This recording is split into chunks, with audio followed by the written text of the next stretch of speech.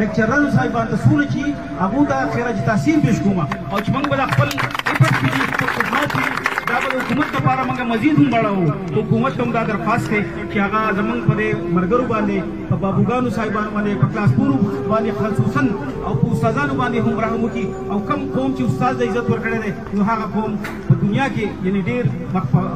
उड़ान निकले दे और तरक्की करे दा ढेर मेहरबानी शुक्रिया थैंक यू मेहरबानी।